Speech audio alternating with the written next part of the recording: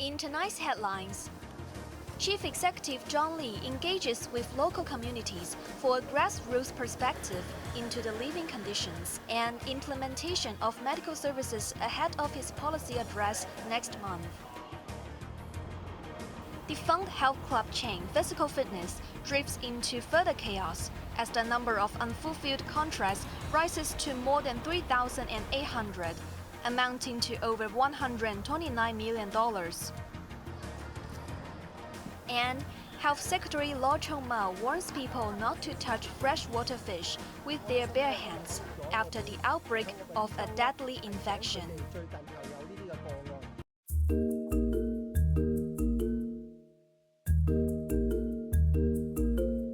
Chief Executive John Lee visited Wantaisin today to inspect grassroots medical facilities and engage with the community a month ahead of his new policy address scheduled on October 16. The city chief's first stop was a community pharmacy in a shopping mall, accompanied by Health Secretary Lo Chung-mau and the Jockey Club's Executive Director of Charitable and Community Affairs Gabriel Lam, where pharmacists explained to him about their services. Next, Lee visited a nearby traditional Chinese medicine center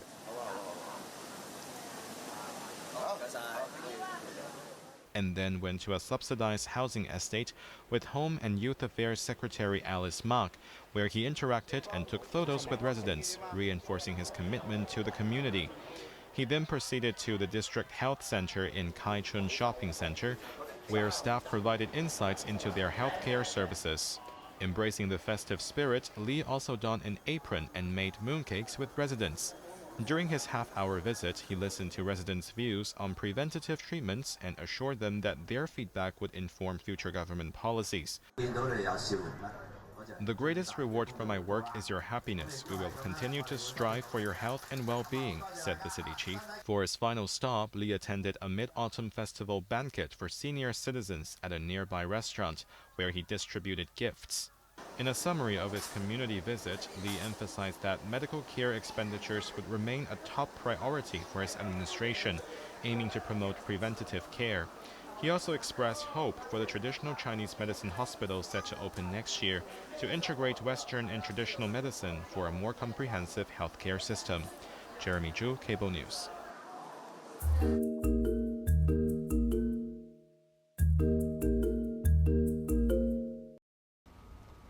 The temporary closure of fitness chain Physical Fitness continued to spark controversies, with the Federation of Trade Unions receiving over 400 cases requesting for help from former employees, while lawmakers urged to resume the discussion on regulating prepaid consumption. Chairman of FTU Kingsley Wong said those cases asking for assistance related to unpaid wages for August, severance pay and notice pay. Wong added that Physical employed around 740 staff, including 500 fitness trainers, some 200 beauticians, and other backup staff, making one of the largest labor disputes in recent years. Wong said the Labor Department has speeded up the process to handle related cases, and the Federation will hold a consultation meeting for the former employees of the fitness chain next Monday, jointly with the Labor Department and the Mandatory Provident Fund Authority, calling on the affected staff to attend. Meanwhile, the closure of the fitness chain also triggered one of the largest consumer disputes in recent years, with the Consumer Council receiving more than 3,800 complaints so far, amounting up to $129 million. Taking to the airwaves, lawmaker Kwok Wai-kyung said the incident implied that there is a need to regulate prepaid consumption and to put a threshold to the amount and duration of the contract, as well as the company's operational capacity. Meanwhile, Chief Executive John Lee said the Commerce and Economic Development Bureau is re-examining the need for legislation on prepaid consumption and reminded customers to carefully consider their rights. Evelyn Bai, Cable News.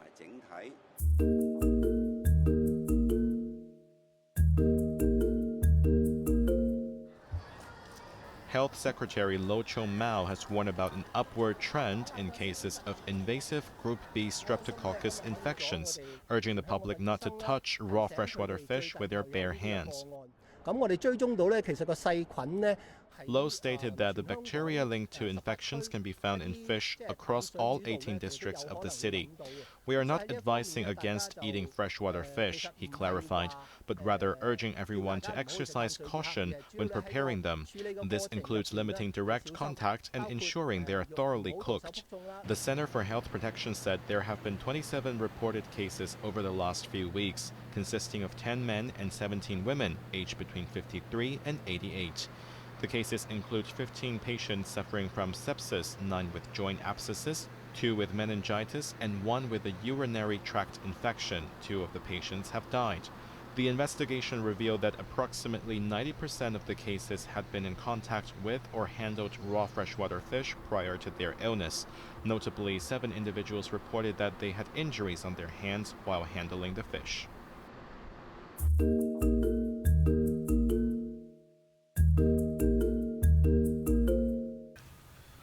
Aviation giant Boeing and striking U.S. factory workers are expected to return to the bargaining table early next week under a federal mediator, the U.S. government said Friday, hours after workers voted overwhelmingly to reject an earlier proposal from the embattled company that would have raised their wages by 25% over 4 years. Thousands of Boeing factory workers walked off the job Friday over the pay dispute, its first strike in 16 years.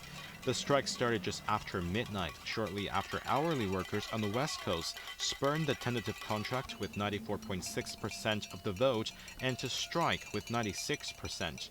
The walkout shuttered 2 major plane assembly plants for the top-selling 737 MAX and other jets in the Seattle and Portland areas and sidelined some 33,000 workers, further delaying the financially stressed company's turnaround efforts. The company said it was taking steps to conserve cash while its CEO looks for ways to come up with a contract that the unionized workers will accept. Workers had sought a 40% wage hike over 3 years and restore traditional pensions that was axed a decade ago. The most recent stoppage by the West Coast Union in 2008 lasted 57 days. According to analysts, a 5-day strike would deprive Boeing of $3 to $3.5 billion in cash flow and would have a $5.5 billion impact on revenue. Jeremy Zhu, Cable News.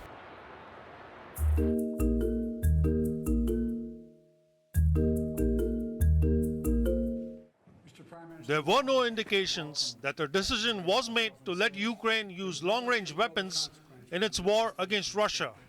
However, the conflict did top the agenda when British Prime Minister Keir Starmer met with US President Joe Biden in Washington. Both leaders also did not respond to threats by Russian President Vladimir Putin of a potential war with NATO if Ukraine is permitted to use long-range weapons to strike targets deep inside Russia. The US has provided such weapons to Ukraine, but has not authorized Kiev to use them.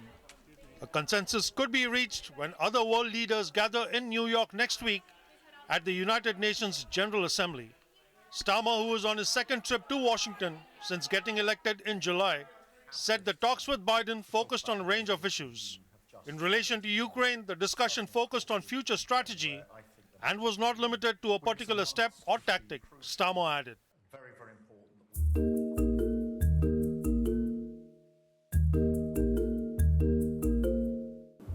In genere si dice che non votare è brutto.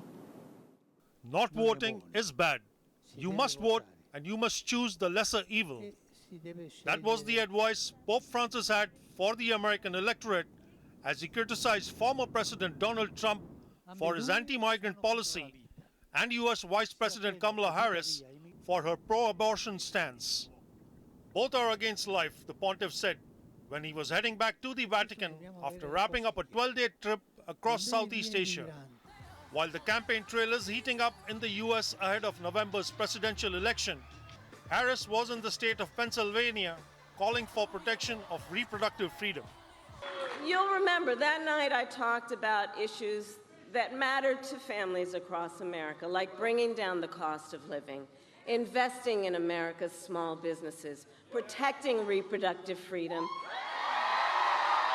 The Pope called the action of forcing a child from a mother's womb an assassination because there is life there. Meanwhile, Trump, who was campaigning in the gambling hub of Las Vegas, continued his tirade against illegal migration, keeping his promise to deport immigrants if he wins the election.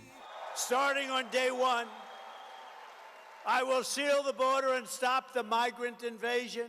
We will carry out the largest deportation operation of criminals in American history. Although Pope Francis did not mention Trump or Harris by name in his comments, he said expelling migrants and not letting them have a life is an ugly thing. It's mean.